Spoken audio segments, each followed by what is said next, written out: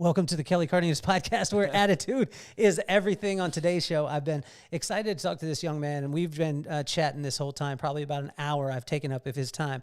He started off as an actor, became a hairdresser, and now is just a crazy entrepreneur, marketing genius, and has Masters of Balayage, the Hairpreneur podcast. And for me, is just how genuine of a guy he is. So please welcome to the show, Mr. Ryan Weeden. Hey, everybody. Thanks for having me. It's good to see you, man. I mean, the first time that we met, it was cool because you had texted me and said, hey, can you hang out? And I was like, man, I'm in my car right now, and I want to come down and be able to hang out. It was cool, too, because you've created a life for yourself that's uncommon. Like, when we met, I don't know what day it was. I think it was a Wednesday. It was the middle of the day. You were having a beer. You're having a beer.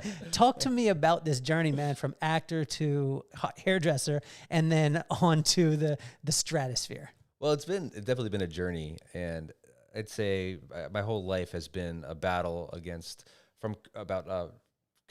conformity, where society tells you to do one thing. They say you should go to school, you should get married, you should have kids, you should follow a certain plan. And if you don't follow that plan, the world is uncertain. But in reality, what that's doing is it's actually kind of making us very robotic. It's going against our general purpose. And I feel like we all have a purpose, and it's about tapping into that. It's about finding the courage to look inward and decide, does this feel right? Does this feel like where my soul wants to go? Do I need to become a doctor like everybody tells me to? And I tried that. I'm like, no, I don't want to be a doctor. First of all, I'm not smart like a doctor. I don't have doctor smarts. I want to be more creative. I'm an entrepreneur. I want to build something bigger than myself.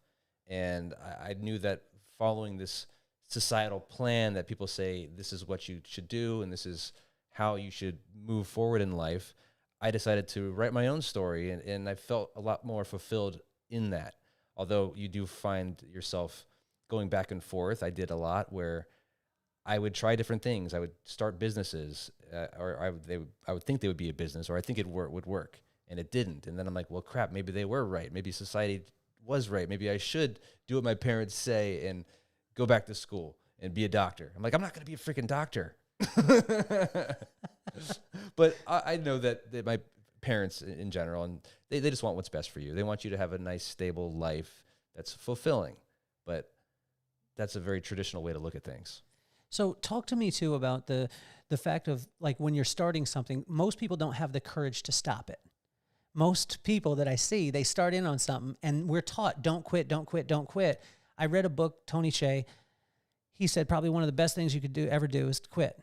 And I was like, wow, and it shocked me. And then he started to talk about it. If it's not working for you, it's okay to shift and do something else. When you were acting, right? I see actors that were actors forever, but they're actually at Cheesecake Factory, right? Right. What gave you the strength to be able to move on to something else, and when do you know it's the right time? One, I was broke. So I'm like, hey, Mom, can I move back in? Another reason was I think I was just chasing the money. I was chasing the limelight. I loved acting. I loved the idea of being on stage and putting myself out there. But I think I became an actor. I moved to New York City because I thought that I was going to be famous and make a lot of money, and that would solve all my problems and all the world's problems. And then I realized, okay, maybe I'm just being a little bit too superficial with this. There was part of acting that I really enjoyed, and that was tapping into myself, learning more about me, and being more vulnerable to audiences. So I liked that aspect of it, but being an actor, that was not the path for me, and I realized that would I be okay 20 years from now, waiting tables, still trying to get roles? And I decided, no, I want to have more in my life. I want to have a better future. I want to do it on my terms, not wait for the right casting agent to be like, you're the right one. I want to be like, no, I know I'm the right one. I'm going to make my own movie and put myself as the star. So when you did that, you transitioned into hairdressing, right?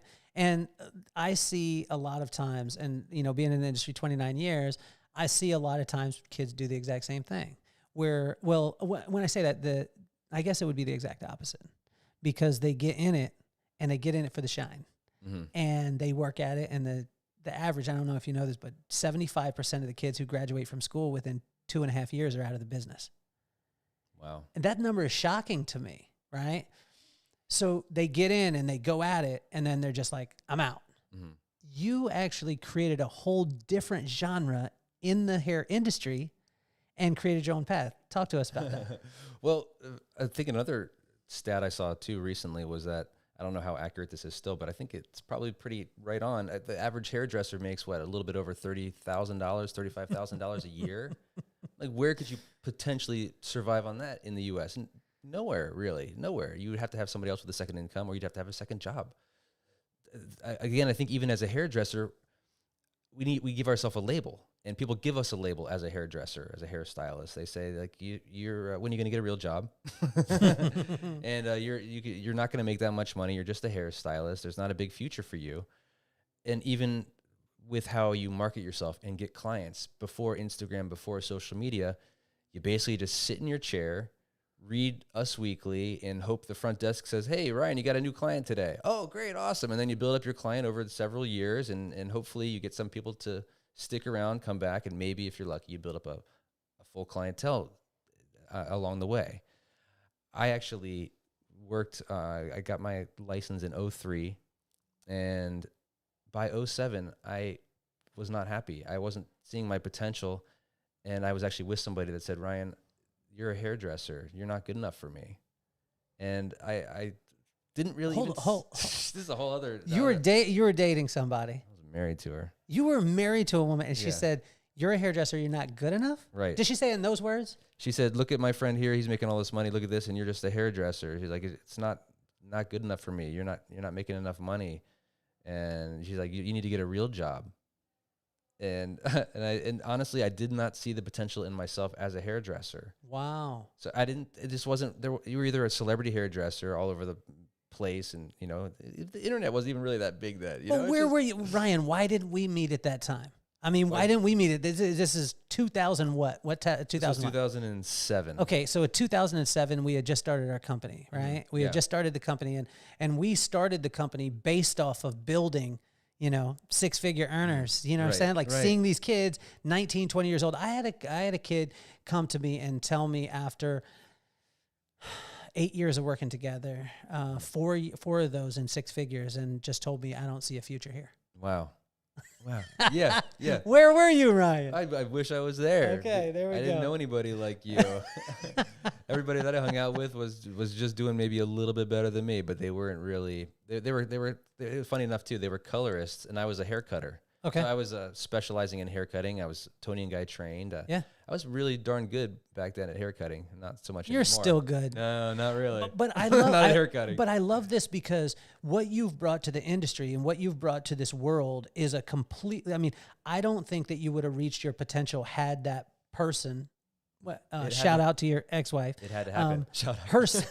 Her saying what she did to you helped all of us be able to see what the potential in Ryan. Talk to us about that transition too, because the digital world is something that you have played in for a long time, and now people are just catching up. Right, exactly. What was getting back to that story when she told me this? You know what I did? I quit hair. I quit. I got a real job. Did you break up with her right away? No, but right away. Not right away, because once I got a real job, it didn't change anything. Did you tell any of your boys that she said that to you? I told everybody. You told everyone, like your guy friends? Did your guy friends give you a hard time? I don't know if I didn't really have that many guy friends at that time. Most of my guy friends made fun of me because I was a hairdresser. Really? Yeah, they weren't really. You look back and you're like, well, they're not. That's not cool. Well, they're not friends anymore. Like, I don't talk to them anymore. Yeah. We just at that time, it's like I got a lot of shit for being a male hairdresser. I wish we should have known. I'm so glad we know each other now. We're gonna be friends forever. Yeah. But I tell you, man, I mean, it's crazy to see that, because like for myself, I grew up with friends since I was in fourth grade, and they're all still the same, and I still hang out with them. That's amazing. Every one of them protected the fact that I was a hairdresser. Amazing. Protected, which is crazy. So your friends, tell me about it. Your friends go, they are saying this. The first thing is like, oh, are you gay? Or they make you, female jokes, or you just, whatever. They make fun of you. And I mean, it wasn't all the time. There were times where we were having a great time, but it's just like those little cutting remarks don't help your courage and your ego to push forward into a business, especially when somebody says like, you're not good enough to be a hairdresser. So all that led up to this point. She said, you're not good enough for me. And I said, I believe you. What was the job that you went and got? Oh God, it was terrible. This was right around the time the whole economy was crashing all over the world too. And I just pretty much found the first job that would hire me. It was a staffing company for nurses. So I had to make about 80 to 100 phone calls a day. It was like a sales job. I had to call into hospitals, try to get these nurses to leave that hospital and go to another job that we were going to send them on. It was a terrible job. On the phone all day. On the phone all day. Did you make it fun? Smile and dial. No, it was terrible. You hated it? I hated it. Yeah, I hated it. Did you like anyone that was near you in a cubicle? Yeah, I had some friends. Okay. I had some friends. But it was, I did not like my life. I was really depressed. I was really down on myself. And I felt even worse than when I was broke as a hairdresser, This is amazing because, I mean, the people who could see you right now, they're watching. I mean, you're a great looking dude. You got great style. You're an amazing guy. And right from the time that I met you, like your smile, your heart, you see that right off the bat.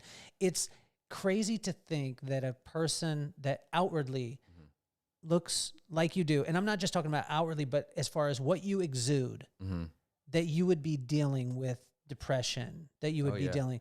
Talk to us about that, because I think a lot of times people think that depression has a certain look, but it doesn't. Right. I've always had bouts with depression and anxiety. I think a lot of it stemmed back to my childhood, where my father passed away at a young age. I was 13. So it was traumatic. It wasn't foreseen. It just happened. He had diabetes, so that was something he battled his entire life. And then one night he pretty much just dropped dead playing soccer. So it wasn't able to be revived, and then that was that. It was just like I was 13. The loneliest years of my life after that. I couldn't even talk about his death until I was 19. Couldn't even talk about it that long. Like it was a rough period in my life, and there were times when I thought that the world would be better off without me. And I feel like I still, even though it was 2 decades ago, maybe not 2 decades ago, I'm not that old, but a while ago, that's still near and dear to me. I still feel that pain inside of me, that child inside of me. And every now and then, I'll fall into these little bouts of depression, but I know that I have friends I can call now that will lift me back up and get me to where I need to be. And I have the courage to do that. I think this time in my life where we were talking about somebody saying that I wasn't good enough as a hairdresser, that I was in one of those kind of like depressive types of states, because I was feeling really down on myself for years at that point. I'd love doing hair, but I just didn't see a potential in it. And then the constant being picked on by friends, and you're a hairdresser, and then somebody else that you trust and you're with saying that you're not good enough. It just got to a point where I'm like, I never felt like myself. I felt like I was starting to open up as myself when I first got into hair. Like I'm really starting to tap into who I am as a person. But then it's like you start having this stuff come at you and you hide back in your shell. And I think for a lot of my life, I've just been in a shell. And then only in recent years have I really started to be cool with who I am. And I'm like, and I know it's awesome. And I don't care if people make fun of me. And I don't care how I put myself out there, because I know I'm putting out my best self. I'm trying to put out my best self. I'm trying to be better every single day. And I feel more and more comfortable with myself. And I feel like my soul is really starting to take charge. And I absolutely love it. What was one of the turning points for that? Like, you go through this, you have the ex-wife who says these things, you're kind of in there. You're still dealing at the time with your pop from the age of 13 when he passes away. What was that catalyst? Was there a straw that broke the camel's back? Was there something that said like, okay, here's the fork in the road, I got to go? Yeah. Or was it just progressive? I think it was me finally having that conviction to just be like, you know what, I'm going to be me. And what caused the conviction? Like, where are you at? Do you remember when you nailed the conviction? There was a moment, I actually talked about this on stage at Hero, where all of these different little bits of my life, where the acting, the hairstyling, and after I quit hair and ended up getting fired from that one marketing job, I got into real estate, and I met somebody that introduced me to marketing mindset, Brendan Burchard, online stuff, and these were all what I've realized only about a month ago. I realized that these were just pieces of the puzzle, and then one night after I realized this whole real estate thing, we put together a digital product in 2011. It didn't work out. I realized, well, maybe these were all pieces of a puzzle. What if I put them all together? What if I put the acting together? What if I put the hairstyling together? What if I put the marketing together? I'm like, oh, I did that unconsciously because I just realized had this epiphany about 2 months ago or a month ago before the hero event I put on. But at that time, it was just an unconscious thing. I'm like, well, I love hair. Why don't I get back into hair with this new mindset? I'll be myself. I'll tap into who I am as a person. I'll get into niche marketing. I'll just put it all together and see what happens. And I know it's going to work. And it just felt right. Felt like this is the way I'm going to make my life different and better and more along my rules and not society's rules or somebody telling me that I shouldn't do this. I'm going to do it with conviction, and it's all the way or it's nothing, and I'm all in. Well, I think one of the cool things too, and one of the reasons why I was attracted to want to spend time with you is because the way that you talk about your wife, the way that you talk about your family, and how important that is. Now, most people, when they are hard charging like yourself and as successful as you are with Masters of Balayage, with the Hairpreneur, a podcast, and all the different digital marketing aspects of you, a lot of times people get hard charging and then their relationship suffers. Mm-hmm. How have you been able to make your family a priority? Well, I think I just love my family. And not to say that other people that are working hard don't love their family, but the way I've designed my business and the way I focused, even my mindset, right now, I know that it's easy for me to make money. And it's like I never had that mindset before until I started making money and then realized, like, I know how to make money and I can make money fast if I want to. Money's never going to be a problem. And knowing that, I'm like, okay, well, why am I working so hard? What am I doing all this for? So I can spend more time with people that I love. Mm. And if I don't keep that in synergy, then what's the point? Doesn't matter how much money in the world I have if I'm not happy, if I'm not spending time with people that lift me up, that make me feel full. And that's my kids, and that's my wife, and taking vacations. So my goal is always to put out huge value to help hopefully millions of people and do it, half days, because I've also felt that too. It's like, you don't need to work 40 hours a week. Sure, at times you need to burn the candle at both ends, and if something's being launched or you're coming out with something new. And at the beginning of almost any successful entrepreneurial business, you need to work your butt off. But at some point you got to say, okay, does this need to happen today? Okay, does this need to happen today? And when the answer is no, and you can start to spread your time out more wisely, be more productive, you can get a full day's worth of work in a lot of times in about 3 or 4 hours if you just sit down, put some headphones on, and focus. How are you able to do that with your wife and your family? Because we can condense, right? Mm-hmm. So we can not work a 40-hour work week with but how can you make the time that you have with your wife and your kids more powerful? Because a lot of times people think, well, I just got to be with them 12 hours a day. Right. But if you're with them 12 hours a day and you ain't paying attention to them, that's a job. It doesn't matter, right? Right. So how are you able to flow that, or does it flow into the family, and does it relate there too? You have to separate time. So when I'm at work, I'm at work. When I'm at home, I'm at home. And by that, I mean, the phone's away. I'm just fully engaged on my family. I'm connected with my kids. I'm not somewhere else. I'm present. And I think that was something that I had to teach myself, where it's just like in the biggest distraction always is our phone. And unless you're using your phone to take pictures of all the things that are happening, put the phone down, really get to know your kids, really listen to your wife, and just hang out with them. Just be present as much as possible when you're with them. If your pop was still around, what would you want to say to him today? What would I want to say to him? I'd say, let's go grab a beer, catch up. or how am I doing? I know you've been watching. How do you think he thinks you're doing?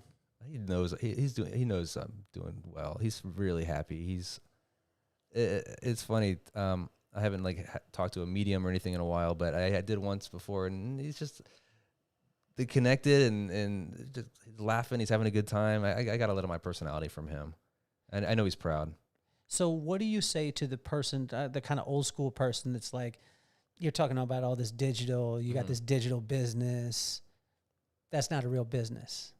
Right? Because you hear this kind of stuff, right? I think you hear the same kind of opposition against us as hairdressers when we first started off. And with our transition, with my transition from the professional beauty industry into the digital world and things like that, a lot of people were like, I don't understand. Like, tell me what it is. Okay, where do you go? What do you do? And they just get confused. Right. How do you help, or do you even spend any time to understand it?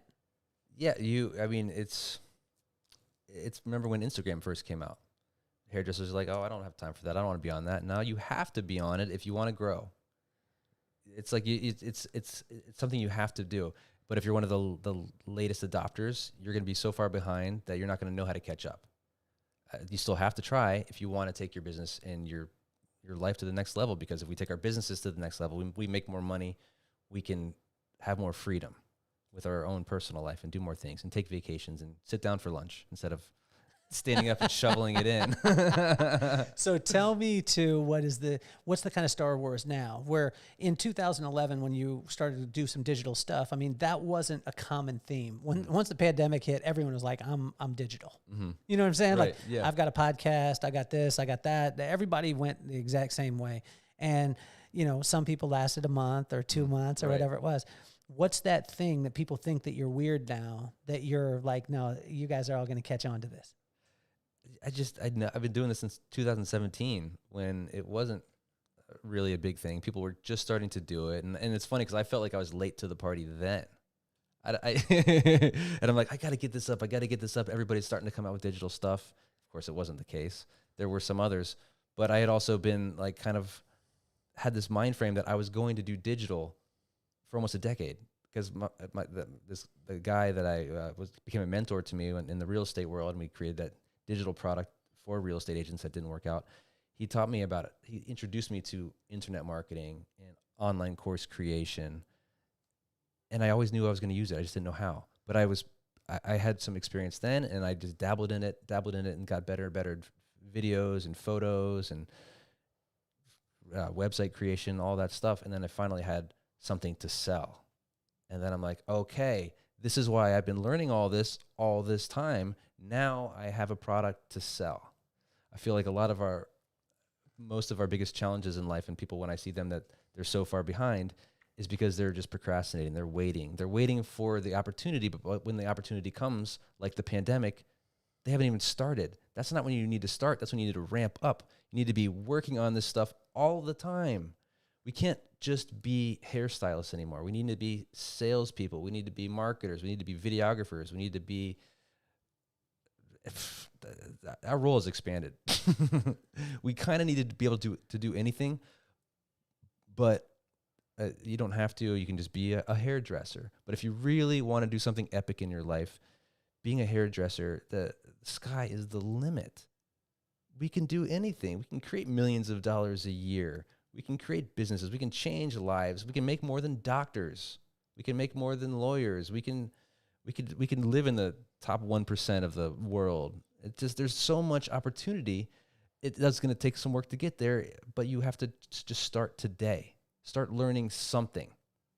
Talk to that person, give them 3 actionable items. Anybody out there that is, and it's not just the hairdresser, right? Because a lot of the listeners, most of the listeners aren't even hairdressers. Most of the listeners are business owners. Some of them are in school. We've got across the board from 11 to 65, and it's equal. Like when you look at the demographics of the podcast, like we hit every one of them and it's equal. It's almost 25% in all those genres, right? And 50% women and 50% men. It's nuts when I looked at the demographic of it. But talk to those people because I don't care if you're 65 or you're 17 or you're 11 years old. I think a lot of times fear stops you from doing the thing that you're purposed to do.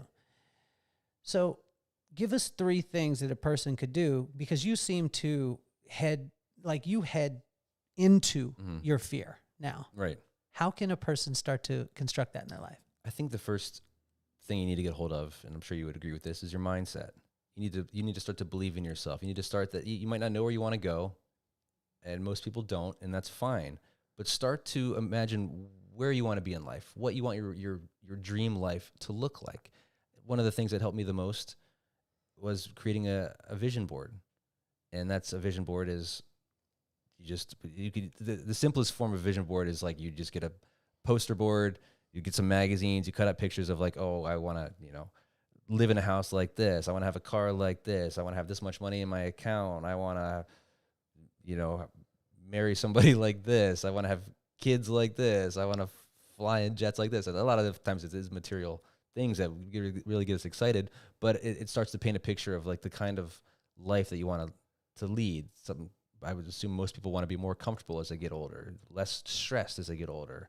A lot of us have very similar goals like that, but start to really paint it out so you can see it in your head. So you're putting your ask out into the universe, and you do that. And I would do this every single year. I created vision boards every single year, and then and you start working toward your goal. You start trying to figure out, that would be, I guess, the next step. Create the vision board. The next step is like, okay, start to imagine your best self. Maybe a year from now, maybe 2 years from now, but your best self. When you think in the mirror about like you and your perfect day, how are you? What do you look like? How do you feel? And then you think, what's keeping me from being that person now? What's keeping me from being that person today? Why can't I be who I am a year from now that I'm not today? And maybe it's, I want to be in better shape. Okay, start working out and don't wait. Do it today. I want to have more money in the account. Okay, start saving money. Do something, even if it's $1, just start to build the habit. You don't have to go balls to the wall and just get it all done in 24 hours. It's just like take little steps. When people talk about side hustles, if you want to create a business or open your own salon, same thing. Just take little steps. Start learning about it. What does it take to open a salon? Go to YouTube. Go to take a course. Read a book. There are books still. There are books in libraries, and so that is still available. Or just get audio, whatever, audiobooks. But start taking proaction. And a third thing is it's surround yourself with the right people. If people are bringing you down, they're not lifting you up, they're not promoting you, they're not saying, you've got a great dream, go for it, I support you. If they're trying to knock you down because they for who knows what reason, they're not the right people. You're the average of the 5 people you hang out with the most. So choose wisely. Well, the whole reason why I started the podcast, Ryan, is because of my kids. My son just turned 10. Mm-hmm. We took him to Disneyland. The kid is on fire, crazy personality, and just absolutely loves life. My daughter is 12 years old, about to be 25. She is all heart. She's a phenomenal artist, and she just has, she has this heart for every single thing, loves things, loves people, and just amplifies everyone around her. I wanted to take iconic people like yourself, and I wanted to show those two, Maddox and McKenna, that icons like Ryan Weeden are not superheroes. They're simply human beings who have a phenomenal attitude and great work ethic. So if you could use their names, Maddox and McKenna, what advice would you give to Maddox and McKenna? Maddox and McKenna, I would say, be true to yourself. Have courage to be who you want to be. Be nice to your dad and your parents, your mom. Listen to them, but make sure you follow your own path. Listen to what they say because they have experience and everything, and I know they support you wholeheartedly, but you still have to find your own path. And you might not know where it is, but be true to yourself, and believe in yourself. Well, Ryan, when we sat down here, there's some of the people that maybe were watching the show that possibly, if they weren't on planet Earth, didn't know who you were. But the reason why I wanted to have you on is because I wanted to expose the person that you are. And every person out there, every one of you guys listening, you know exactly why. You know exactly why I'm doing what I'm doing and why I want to have this young man on the show, because who he is and what he is just so absolutely tremendous. I wish that there's very few regrets. Like I believe that everything happens at the time when it's supposed to happen. But I can say this one thing. I wish I would have met you a little bit earlier. The reason why is because I would have wanted to be your Don King. Mm-hmm.